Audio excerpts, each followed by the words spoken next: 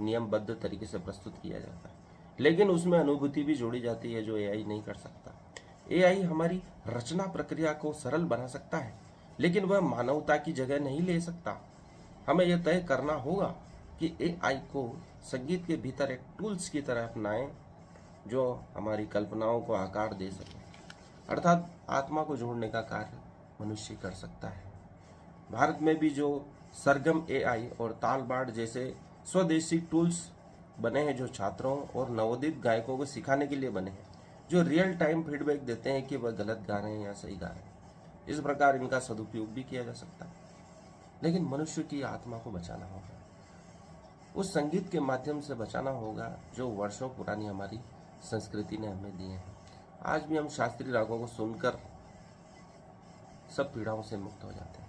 कहते हैं मानसिक विकारों और कई बीमारियों के इलाज के लिए शास्त्रीय रागों का उपयोग किया जा रहा है।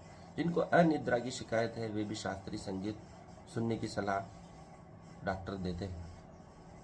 उन डॉक्टरों द्वारा सलाह दी जाती है कि आप शास्त्रीय राग सुने, अमुक अमुक शास्त्रीय राग सुने, उनसे आपकी बीपी, शुगर इत्यादि कंट्रोल होंगे, अनिद्रा की बीमारी दूर होगी। ऐसे कई राग हैं जिनके प्रयोग से मानव शरीर की बाधाओं को, बीमारियों को दूर किया जा सकता है।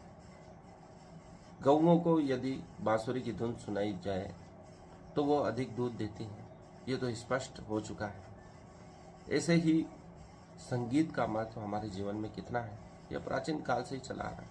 भगवान गणेश को वीणा बजाते हुए दिखाया गया है, अर्थात संगीत का महत्व वे भी समझते थे। संगीत शांति व्यवस्था उत्पन्न करने के लिए आवश्यक है, बुद्धिमत्ता उत्पन्न करने के लिए आवश्यक है।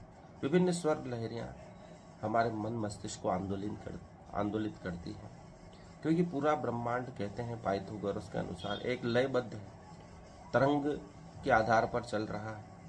उनमें एक लय ताल बैठा हुआ है, एक निश्चित फ्रीक्वेंसी पे वे कार्य कर रही हैं, मानो एक महान संगीत पूरे ब्रह्मांड में गूंज रहा है। उस सुर लय ताल का हमें पता लगाकर हम इस वैश्विक व्यवस्था में अपना स्थान बना सकते हैं और उसका आनंद भी ले सकते हैं। अगर हम इस व्यवस्था के, इस धारा के विपरीत चलते हैं तो ही कष्ट भोगते हैं।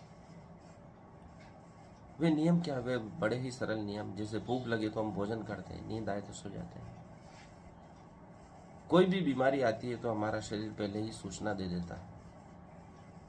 हम किसी स्थान पर जाकर तनाव महसूस करते हैं तो हमें वहाँ नहीं ठहरना चाहिए, क्योंकि शरीर को पहले ही मालूम पड़ने लगता है कि कहाँ जाने से हमें क्या हो।